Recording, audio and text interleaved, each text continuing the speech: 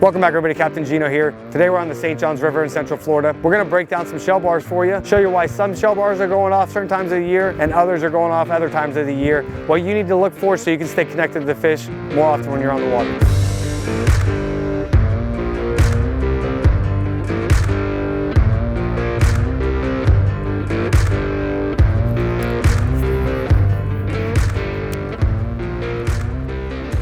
Oh God, there they go, right over there. There he is. There she is. Ooh. Oh, whippersnapper. Oh, you showed me yourself and now I got you.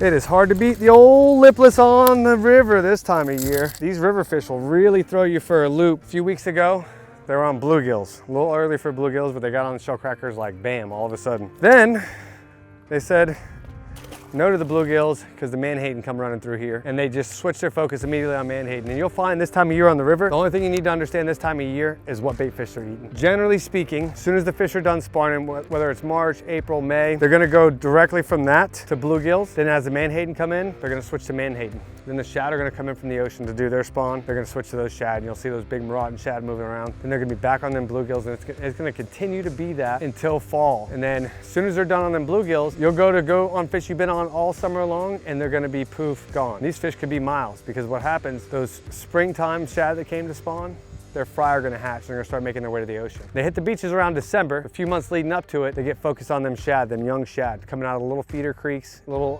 mud lakes and things like that. And they go as far south as Puzzle Lake, all the way from St. Augustine. But you just need to be worried about the bait fish that they're on.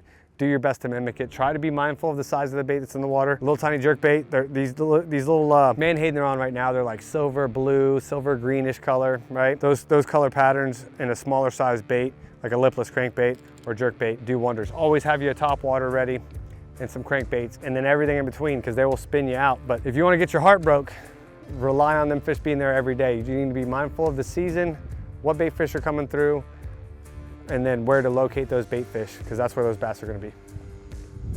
Yeah, you gotta remember those changes happen quick this time of year. Like these fish are going to change again here in the next couple weeks, and then this will be not irrelevant. I tried to think about that. That's why I talked about all the changes. Yeah, that's good. Yeah, there's fish all up on that ledge, dude. There it goes. I got one.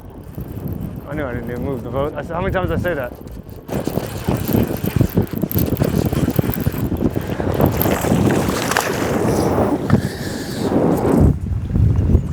It was a nice one. Boat position is everything, y'all. I was sitting 30 feet away, couldn't buy a strike, brother. Not with a stick of dynamite. I kept telling Tyler, dude, I need to move this boat, I need to move this boat. I don't like the way I'm positioned because the fish are surging at my boat and surging at my boat. Bait's hiding under my boat, it's just not a good spot. Moved 30 feet, made one cast. I'm like, oh, they're on that ledge. Kapow, dude, immediately. First cast. And I looked at these hooks and thought, I should probably change them. They got more rust on them than I know what to do with, but you know, just go with the flow. But I can tell y'all, if you get on a spot and you're doing good, drop an anchor point, but don't fall in love with it. Depends on the wind and the weather and the current, where these fish are gonna position. Oh, they're all over me. But you need to be mindful about boat position. It's everything. I know better than that, but I've been hanging out here talking, shooting the shit like a ding-a-ling, and these fish are laughing at me. I moved 30 feet. Watch, I'll catch one here for y'all real quick. Woo, there they go. There's some big ones up there too. They're in the bluegill beds. Bluegills are absent. We need to go with the old crank 'em up bait. Oh no, that's not where we wanted to go. I'll take it. I might catch one there. Oh yeah, nope. I got stuck in the mud and I was about to get bit.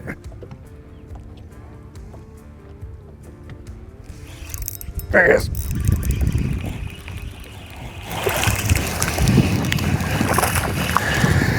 So, despite the fish not being on bluegill right now, they're on menhaden. They're literally using bluegill beds that are empty they're void of bluegill. They're using them as an ambush spot. I looked up there and seen all these fish sitting in the bluegill beds, and I'm like, oh, those are definitely bass. I made a cast up with the lipless and got much better quality. We had like a 3.5 pounder on and lost it because I put my cigar down like a fool. But couldn't see them for a little bit. They kind of roamed off. The school followed it to the boat. And seen them kind of mosey back, but there's no bait around. They weren't really active, so I threw this up there, a little drop shot, just so I could slide it through. You know, the bluegills are vacant right now. They're not there, so the beds are not cleaned off.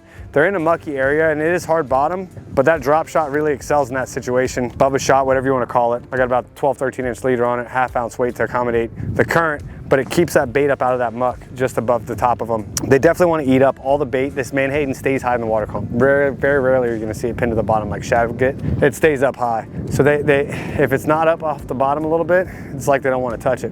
But made a little adjustment, and that's key this time of year on the river and these next coming months. You really need to adjust to what these fish are doing in the situation they're in, whether it be boat position, bait size, the water column you're focused on, or the color because of clarity. You make those little adjustments and it pays out big. It's not that the big ones won't get in these schools, they do, but they don't want to have to deal with these little peckerheads zipping around all over the place. So if you're in an area and there's like, it's stepped, or there's a shell bar, and then there's a deep trough or the main river channel, those bigger bass will tend to just kind of sit off just a little bit, man. Could be 20 feet, 50 feet, 100 feet. They'll be close by, but they might not necessarily just be sitting with all these smaller ones. These smaller ones seem to be sitting in about 3 foot of water, 4 foot of water. The bigger ones are about 12 foot. And they're only 30, 45 feet from where the smaller ones are sitting at. Pretty dang close. We hooked into a real big one on a crankbait earlier, and that one was sitting in about 12 foot of water as well. Oh, those followed me all the way back. I'm gonna catch these ones right here though, 60 foot. Right here.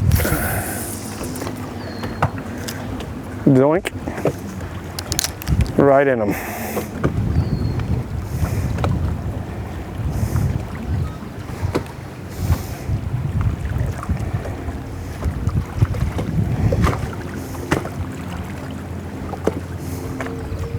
Oh, had him on and didn't even know it.